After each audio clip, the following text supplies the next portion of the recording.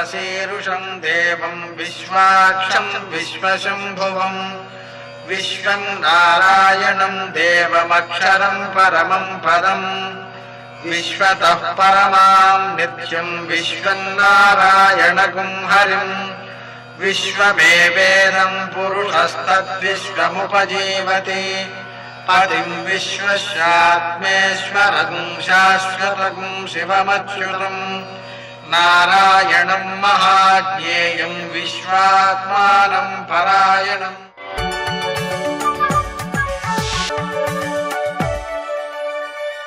सूर्यशौर्यमथेन्दुरिन्द्रपदवी सन्मङ्गलं मङ्गलम्। आपदामपहर्तारं दातारं सर्वसंपदां लोकाभिरामं శ్రీరామం మోక్షదంతం నమామ్యహం. నేటి కాలమాన విశేషాలను గమనిద్దాం. స్వస్తి శ్రీ చాంద్రమాన దుర్ముఖనామ సంవత్సరం, దక్షిణాయనం, వర్ష ఋతువు, భాద్రపద మాసం, శుక్లపక్షం, బుధవారం. సూర్యోదయం 6:07, సూర్యాస్తమయం 6:16. తిథి ద్వాదశి ఉదయం 7:01 వరకు. తరువాత త్రయోదశి తెల్లవారుజామున 5:26 వరకు. నక్షత్రం శ్రవణం ఉదయం 10:03 వరకు.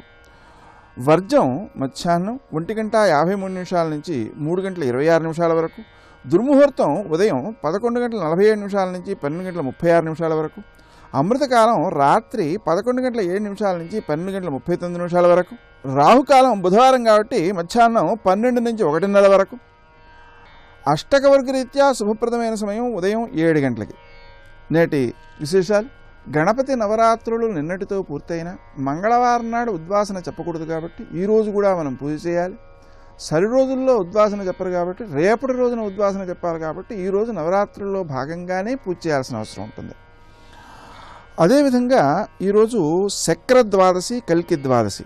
ఇంద్రుణ్ణి పూజించడం ద్వారా ఇంద్రియ శక్తులు, ఆరోగ్యము, అనుభవయోగ్యమైనటువంటి, ఎందుకంటే భోగాలన్నిటికీ కూడా ఇంద్రుడే అధిపతి కాబట్టి భోగాలు అనుభవించాలంటే ఇంద్రియ శక్తులు బాగుండాలి.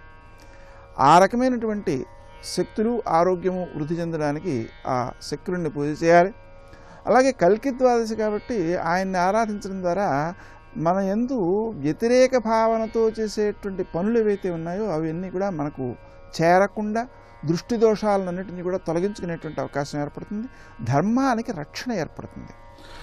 అదేవిధంగా ఈరోజు ఉండే విశేషాలలో ప్రదోషం కూడా ఉంది. సాయంకాలపు వేళ శివుణ్ణి పరివారంతో సహా ఆరాధించుకోవడం ద్వారా సకల సంపదలు సిద్ధిస్తాయి, మోక్షంతో సహా. అదేవిధంగా ఈరోజు ఉదయం 7:01 ద్వాదశి పూర్తయిపోతుంది కాబట్టి ఆ లోపులో మనం పారణ చేయాల్సినటువంటి అవసరం ఉంటుంది. ఏకాదశి వ్రతాంగంగా ఆ పారణ చేసేటప్పుడు మనం విష్ణు సహస్రనామాన్ని కూడా పారాయణ చేసుకోవాలి కాబట్టి అది సమయం తక్కువగా ఉంటుంది కాబట్టి శంకరుడు చెప్పినట్లుగా శ్రీరామ రామ రామేతి రమే రామే మనోరమే సహస్రనామ తత్తుల్యం రామనామ వరాలనే ఆ విధానంలో శ్రీరామ రామ రామ అనేటువంటి మంత్రంతో మనం ఆ విష్ణుమూర్తిని తులసి దళాలతో పూజ చేసుకుని తర్వాత 7 గంటల లోపులోనే పారణ చేసేయాలి. అంతగా పారణ చేయడానికి ఏమాత్రమూ అవకాశం లేకపోతే తులసి దళాల్ని నీటిలో వేసుకుని ఆ నీటితో ఆచమనం చేస్తూ పారణకు ప్రత్యామ్నాయంగా నేను ఈ ఆచమనం చేస్తున్నాను అనే భావనతో చేసినట్లయితే పారణ చేసినటువంటి సత్ఫలితం సిద్ధిస్తుంది. నేటి ఆణిమత్యాలు.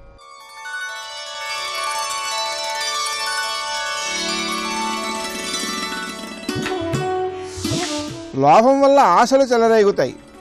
ఆశల వలయంలో చిక్కుకున్నవారు దుఃఖమే పొందుతారు. మంచి చెడుల మధ్యన ఉండే రేఖ చాలా సన్ననిది. విచక్షణ అనే భూతత్వంలో దానిని వెతికి పట్టుకోవాలి.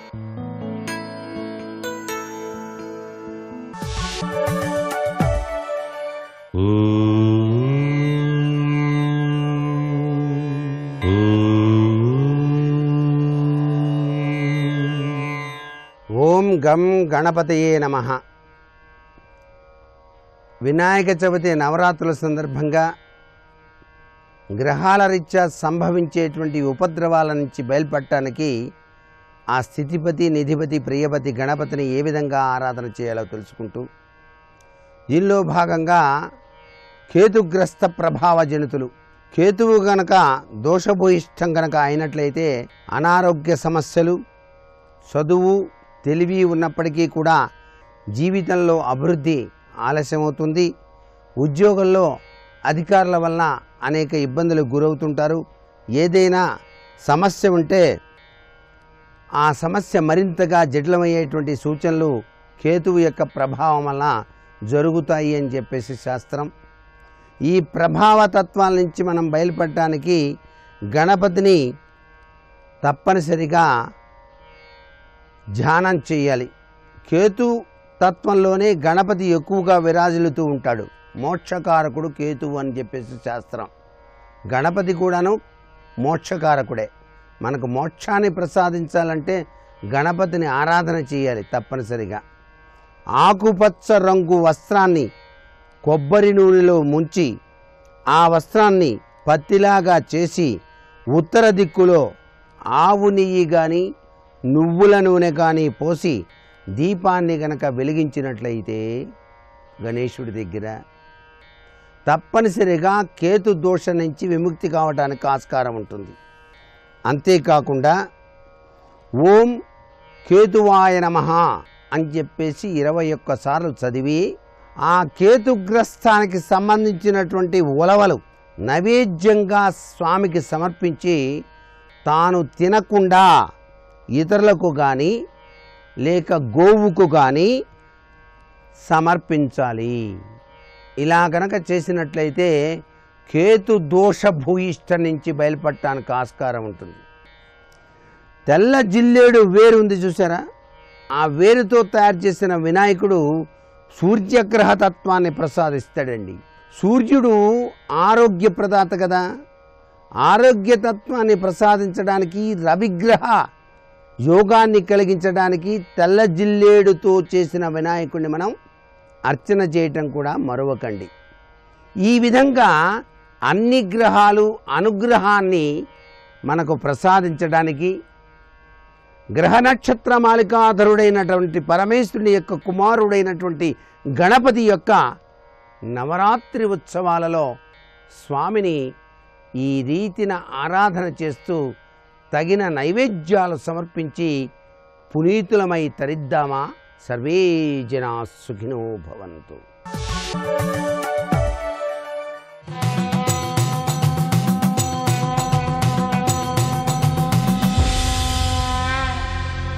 శతక సాహితీ సరస్వతికి నమస్కారం. పొత్తుల పసిపిల్ల పోషించు తల్లిని పోలి సేవక కోటి బ్రోతు వెలమి పక్షి ముక్కున తెచ్చి ఫలము పిల్లలకిచ్చుగతి నిచ్చదవు భక్త కామితములు వత్సవెన్వంట పోవగనేగు ధేనువు గతి చెరింతువు సదాశ్రితుల వెంట రాజకుమారాపరాధంబు కైవడి భటుల దోషముల్ బాపుచుందువు ఏరి నీవంటి పోషకులెంచి చూడ భావజ విలాస హంసల దీవివాస లలిత కృష్ణాబ్ధి సంగమస్థల విహార పరమ కరుణాస్వభావ గోపాలదేవా. ఓ వేణుగోపాలస్వామి, పొత్తుల పసిపిల్ల పోషించు తల్లిని బోలి సేవక కోటి బ్రోతు వెలమే. పొత్తిళ్లలో ఉన్న పిల్లని ఏ ప్రయత్నము లేకుండా, ఆ పిల్ల ఏ రకమైనటువంటి ప్రయత్నం చేయకుండా తల్లి ఎలా అయితే ఆ పిల్లకు కావలసినటువంటి అవసరాలన్నీ ఎలా తీరుస్తుందో, ఎలా పోషిస్తుందో, ఆ విధంగా శిశువుని తల్లి పోషించినట్లుగా నిజభక్తులను నీవు పోషిస్తావయ్యా, అలా రక్షిస్తావు. పక్షి ముక్కున తెచ్చి ఫలము పిల్లలకిచ్చు గతి ఇచ్చెదవు భక్త కామితములు. పక్షి ఎక్కడెక్కడికో వెళ్ళి తీయని పుష్టినిచ్చేటువంటి గింజలను పళ్ళను తీసుకుని వచ్చి ఆ పిల్లలకు గూట్లో ముక్కుతో అందిస్తుంది. వారి నోటి దగ్గరకు వారి ఆహారం చేరుకుంటుంది. ఏ ప్రయత్నం చేయకుండానే అలా పక్షి తీసుకుని వచ్చి ఆ పిల్లలకు ఆహారం అందించినట్టుగా నువ్వే నీ నిజభక్తులకు, నిన్ను నమ్ముకున్నటువంటి వారి దగ్గరకు అనేక సన్నివేశాలతో అనేక వ్యక్తుల రూపంలో వచ్చి వారికి కావలసినవన్నిటినీ కూడా అమరుస్తావు. అలాగే నిజ జీవితంలో మంచివారికి కూడా అనేక సంశయాలు, బాధలు ఒకేసారి వస్తాయి. తల్లి లేకపోయినా దిగులే, బాధే. ఆహారం లేకపోయినా బాధే. కానీ ఆ తల్లి రావటము, ఆహారం తేవటము రెండూ ఒకేసారి జరుగుతాయి. అలాగే ఏర్పడినటువంటి ఇబ్బందికరమైన సన్నివేశాలన్నీ ఒక్క క్షణమాత్రంలో తొలగిపోయి ఆనందం కలుగుతుంది. తల్లిని చూచిన ఆనందం, ఆహారం తింటున్నప్పుడు కలిగే ఆనందం, ఈ రెండింటినీ కూడా పక్షిపిల్ల పొందినట్టుగా నిజభక్తుడు పొందుతాడయ్యా. పక్షి వచ్చి ఆహారం తెచ్చినట్టుగా నువ్వే వచ్చి వారిని రక్షిస్తావు.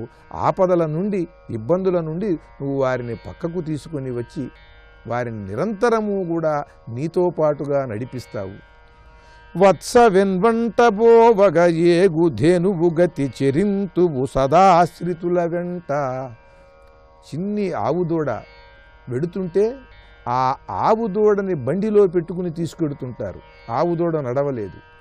ఆవుదూడ కోసం వెనకాల ఆవు వస్తూనే ఉంటుంది, ఎంత దూరమైనా సరే. అలాగే నిజభక్తుడైన వాడు తెలియక తప్పుడు ద్రోవలో వెడుతుంటే భగవంతుడు వెంటబడి వస్తాడు. నిజమైన భక్తుడు ఎక్కడైనా పొరపాటు పడి తప్పు ద్రోవన వెళుతున్నట్టయితే దూడ కోసం ఆవు వచ్చినట్టుగా వచ్చి రక్షిస్తాడు.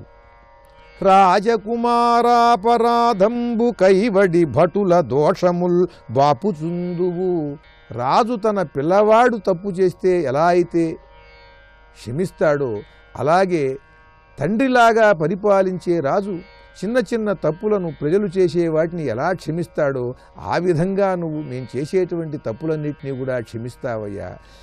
ఏరి నీ వంటి పోషకులెంచి చూడా.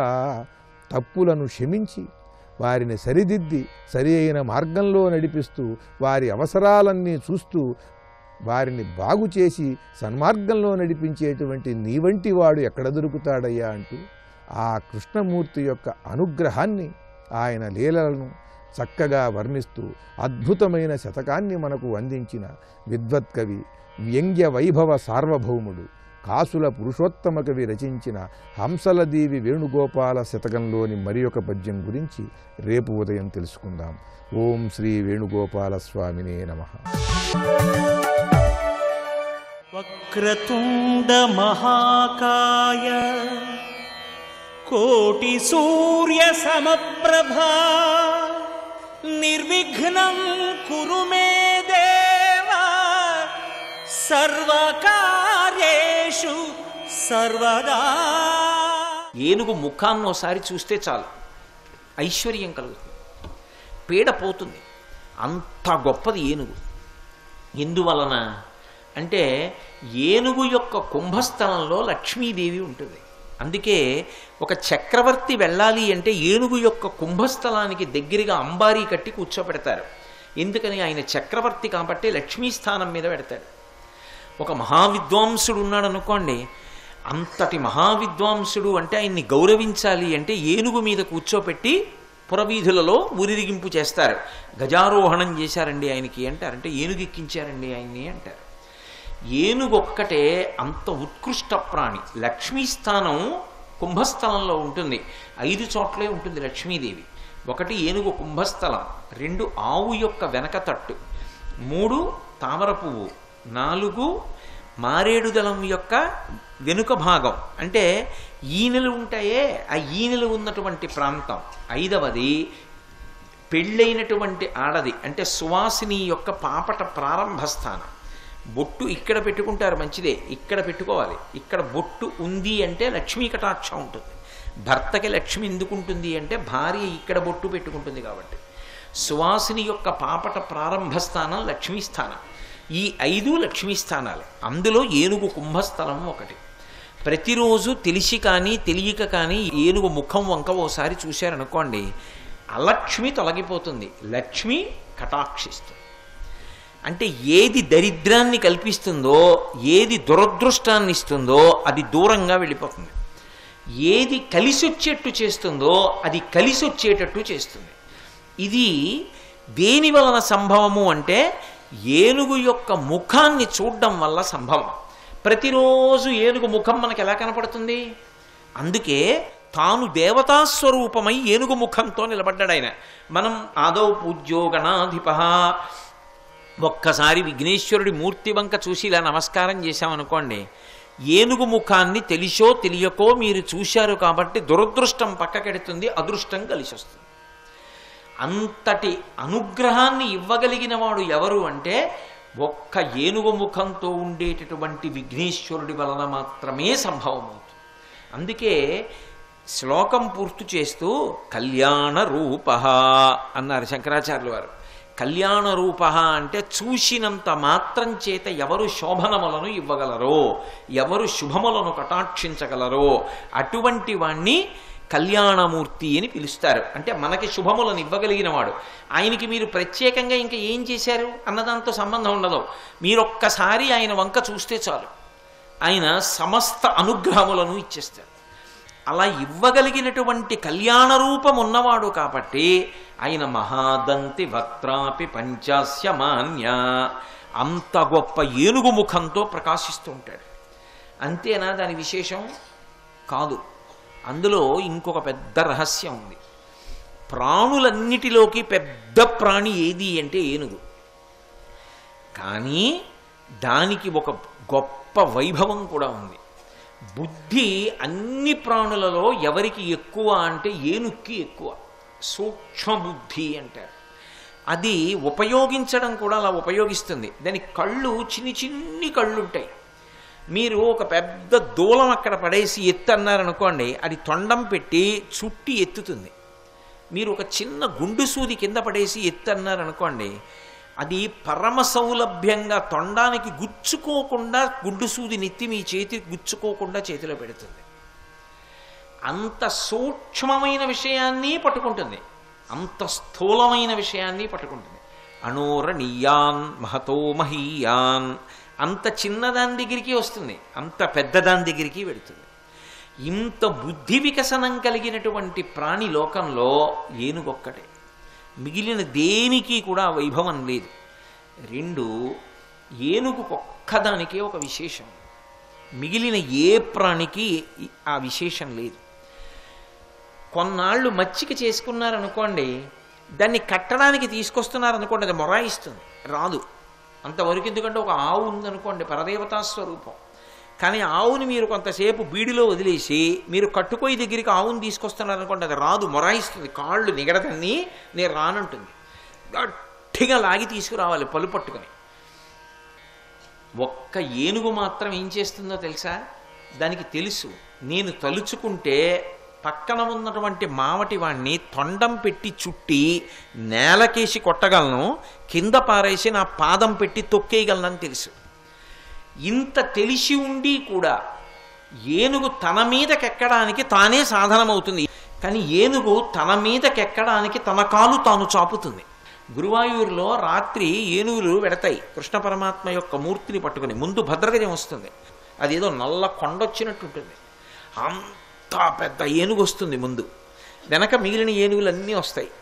దాని మీద కృష్ణ పరమాత్మ యొక్క మూర్తిని పెడతారు. అక్కడ కూర్చోవాలి ఎవరు? గుళ్ళో అర్చకుడు. అక్కడ కూర్చుని స్వామివారికి చామరం వేస్తూ గుడి చుట్టూ తిరగాలి ఏనుగు. ఎలా ఎక్కుతాడు దాని మీదకి? మీరు ఎప్పుడైనా చూడాలి చమత్కారం. దాన్ని గట్టిగా అరుస్తారు మావటి. అరవగానే అది ఏం చేస్తుందంటే ఒక్క కాలు ఇలా ఓ పక్కకి జాపుతుంది. జాపి విచిత్రం ఏమిటంటే దాని సంధిబంధములు బయటికి వచ్చేట్టుగా పెడుతుంది. అంటే ఇలా సొట్టలు పడేటట్టుగా పెట్టి పైన ఉన్న విగ్రహం కింద పడకుండా తల ఇలా కొద్దిగా ఉంచుతుంది.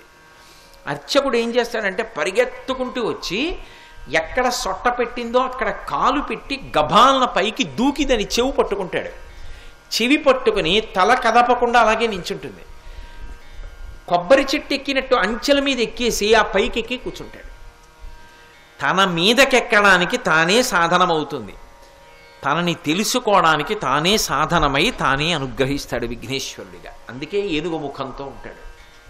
ఆయన్ని తెలుసుకోవడం ఎవరికి సాధ్యం? కానీ ఒక్క నమస్కారం పెడితే ఆయన అర్థమయ్యేటట్టు ఆయనే అనుగ్రహిస్తాడు. నేను తొందరగా వశపడిపోతాను సుమా, ఒక్క నమస్కారం భక్తితో చేస్తే చాలు, నేను మీ వెంట ఉంటానని చెప్పడానికి ఆయన మహాదంతి వక్త్రాపి పంచాస్యమాన్య ఏనుగు ముఖంతో ఉంటాడు. శంకర భగవత్పాదులు ఏదైనా ఒక్క మాట అన్నారనుకోండి, ఆయన ఏమీ ఏదో మామూలుగా అనరు.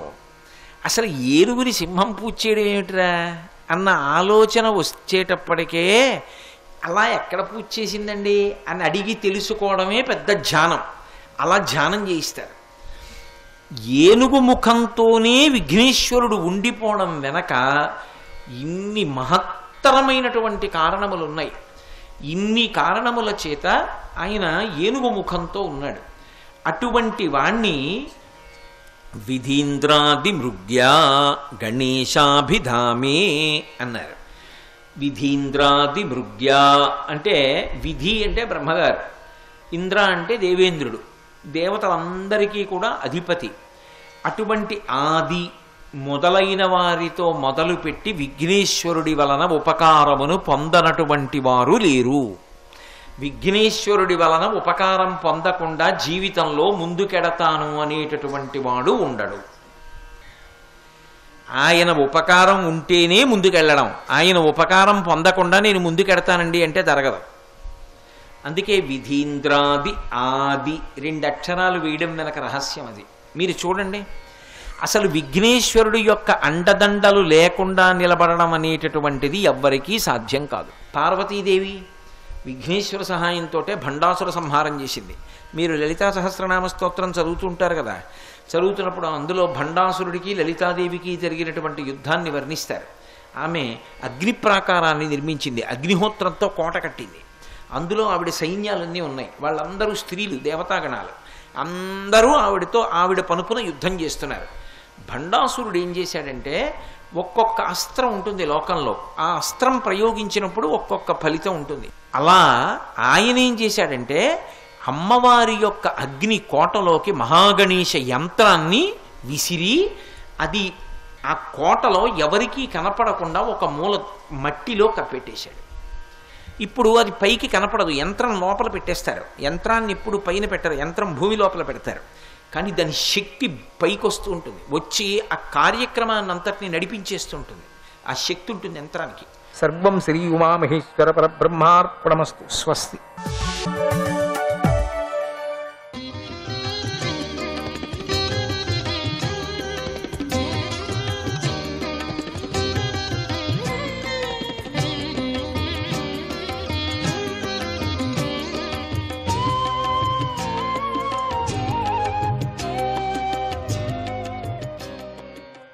త్రివిక్రమాయ నమః. శ్రీహరి యొక్క విధానాన్ని, ప్రణాళికను తపస్సు చేత గాని, విద్య చేత గాని, యోగశక్తి చేత గాని, బుద్ధిశక్తి చేత గాని, ధనం చేత గాని, ధర్మకార్యాల చేత గాని, స్వయంగా కాని లేదా ఇతరుల సహాయంతో గాని తప్పించుకోవటానికి సమర్థుడు కాలేడు. ప్రతి జీవుడు ఇంద్రియాలకు కనిపించని ఈశ్వరునితో కల్పించబడిన దేహాన్ని ధరించి కర్మలను చేస్తాడు. అన్ని కాలాల్లోనూ శోకాన్ని, మోహాన్ని, భయాన్ని అనుభవిస్తూ సుఖదుఖాలను అనుభవించి మరణిస్తాడు. ప్రపంచమంతా ఈశ్వరుడి ఆధీనమై ఉంది. ఓ కుమారా, భగవంతుడి వేదరూపమైన వాక్యే మనందరినీ నడిపిస్తుంది. సత్వరజస్తమో గుణాలనే వాటికి కట్టుబడి మనం కర్మలను చేస్తున్నాం. కర్మలనే త్రాళ్లతో వేదమనే త్రాటికి కట్టివేయబడి ఉన్నాయి మనమంతా. ఈశ్వరుడి ఆదేశాన్ని పాలిస్తూ ఆయనను పూజిస్తున్నాం. ముక్కుత్రాడు వేసి బండికి కట్టబడిన మనం మనుష్యుల కోసమే బరువులను మోసే యుద్ధుల వంటివారు. ఈశ్వరుడు మనం చేసే కర్మలకు అనుగుణంగా మనకు ఆయా దేహాలను ఇస్తూ ఉంటాడు. ఆ దేహాలను ధరించిన మనం చూపు కలవాడి చేత నడిపించబడిన గ్రుడ్డివారిలాగా ఈశ్వరుడి వస్తున్న సుఖదుఖాలను ఏమేమి ఇస్తున్నాడో అవన్నీ కూడా స్వీకరిస్తున్నాం. జీవన్ముక్తుడు కూడా ప్రారబ్ధ కర్మ ఉన్నంత వరకు దానికి అనుగుణంగా సుఖదుఖాలను అనుభవిస్తూ ఉంటాడు. దేహము మొదలైన వాటి యందు నేను నాది అనే అభిమానం లేకుండా దేహాన్ని ధరించి ఉంటాడు. ఈ జీవన్ముక్తుడి స్థితిని నిద్ర నుండి మేల్కొన్నవాడు కలలో తాను అనుభవించిన విషయాలను తలుచుకునే స్థితిలో పోల్చవచ్చు. కానీ మళ్ళీ దేహం కావాలని కోరుకునే విధంగా జ్ఞాని కర్మలను చెయ్యడు. దేహాన్ని కల్పించటానికి గల వాసనలు అతని యందు ఉండవు. కోటను ఆశ్రయించి ఉన్న రాజు బలవంతులైన శత్రువులను జయిస్తాడు. అదేవిధంగా వివేకమనే కోటలో ఉన్న సాధకుడు ముందుగా గృహస్థాశ్రమంలో ఉండి సాధన చేయాలి. అలా సాధన చేయటం వలన అతడు 6 అంతఃశత్రువులను జయించి జితేంద్రుడవుతాడు. అప్పుడు ఆయన గృహస్థుగా ఉన్నా లేక అడవికి వెళ్ళినా తేడా కనిపించదు. వివేకవంతుడు తనకు కావలసిన విధంగా జీవించవచ్చు. నువ్వు మాత్రం భగవంతుని పాదపద్మం యొక్క గర్భాన్నే కోటగా ఆశ్రయించి మనోబలాన్ని పొందు. లోనగల 6 శత్రువులను జయించు. ఈ లోకంలో ఈశ్వరుడిచ్చిన భోగాలను ఎలాంటి ఆసక్తి లేకుండా అనుభవించు. అలా ఆత్మస్వరూపాన్ని సేవించి సాధించు అని బ్రహ్మదేవుడు ప్రియవ్రతుడికి బోధించాడు. ప్రియవ్రతుడు తాను బ్రహ్మదేవుడి కంటే చిన్నవాడు కావటం చేత వినయంగా తలవంచి తన అంగీకారాన్ని తెలిపాడు. బ్రహ్మదేవుడి ఉపదేశాన్ని ఎంతో ఆదరంతో స్వీకరించాడు. ప్రియవ్రతుడి తండ్రి అయిన మనువు బ్రహ్మదేవుడిని పూజించాడు. అప్పుడు బ్రహ్మదేవుడు ప్రియవ్రత నారదులు చూస్తూ ఉండగా తన లోకానికి వెళ్ళిపోయాడు. ఆ సమయంలో బ్రహ్మదేవుడు మాటలకు గాని ఊహలకు గాని అందనట్టి అతీతమైన పరబ్రహ్మను ఆత్మరూపంగా ధ్యానించాడు. ఆ ఆత్మారూపంగా ధ్యానించాడు. సకల వ్యవహారాలు పరబ్రహ్మయందే కల్పించబడుతున్నా కూడా అవి పరసత్వాన్ని తాకనైనా తాకలేవు. మనువు యొక్క మనోరథాన్ని బ్రహ్మదేవుడిలా నెరవేర్చాడు. సకల భూమండలం యొక్క మర్యాదను కాపాడటం కోసమే మనువు నారదుడిని అనుమతిని తీసుకొని నారదుడి యొక్క అనుమతి తీసుకొని ప్రియవ్రతుడిని రాజును చేశాడు. గృహస్థాశ్రమం ఇంద్రియ భోగాలకు పుట్టినిల్లు కదా. అది విషం కలిగిన జలాశయం వంటిది.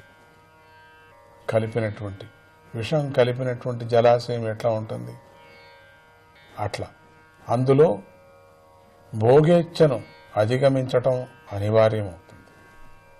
కానీ మనువు అటువంటి భోగేచ్ఛను విడిచిపెట్టేశాడు. ఈశ్వర సంకల్పం చేత ప్రియవ్రత మహారాజు రాజ్యపాలనమనే కర్మయందు నియమించబడ్డాడు. భగవంతుడైన శ్రీహరికి సకల జగత్తు యొక్క బంధాల నుండి విముక్తిని అనుగ్రహించగల మహిమ ఉంది కదా. ప్రియవ్రతుడు ఆ భగవంతుడి పాదాల జంటను నిత్యము ధ్యానించేవాడు. ఆ ధ్యానం యొక్క ప్రభావంతో ఆయన హృదయంలో గల రాగద్వేషాదులు మాలిన్యం తొలగిపోయింది. కొంతకాలానికి ప్రియవ్రతుడు విశ్వకర్మ యొక్క కూతురైన బహిష్మతిని పెండ్లి చేసుకున్నాడు. వారికి 10 మంది కుమారులు, ఊర్జస్వతి అనే కూతురు కలిగారు. ఆ 10 మంది కుమారులు చాలా గొప్పవారు.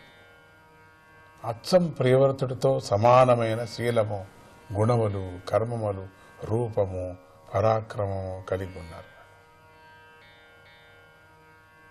ఆ 10 మంది పేర్లలో విశేషం ఉంది. అగ్నిద్రుడు అంటే అగ్ని ప్రజ్వలించేటట్లు చేసేవాడు అని అర్థం. యుగ్మజిహ్వుడంటే సమిధుల కట్టయే నాలుకగా గలవాడు అని అర్థం. యజ్ఞబాహువు అంటే యజ్ఞములే చేతులుగా గలవాడు, ఎప్పుడు యజ్ఞాలు చేస్తుండేవాడు అని అర్థం. మహావీరుడు అంటే గొప్ప వేడి కలవాడు అని అర్థం.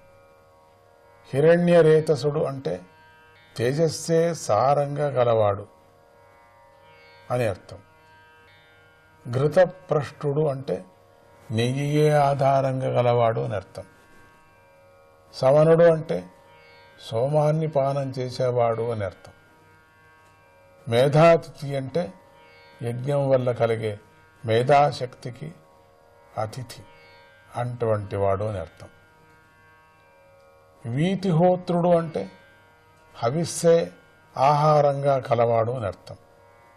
కవి అంటే జ్ఞానస్వరూపుడు అని అర్థం. ఈ పేర్లు అన్ని అగ్నిదేవుని యొక్క పేర్లు. త్రివిక్రమాయ నమః.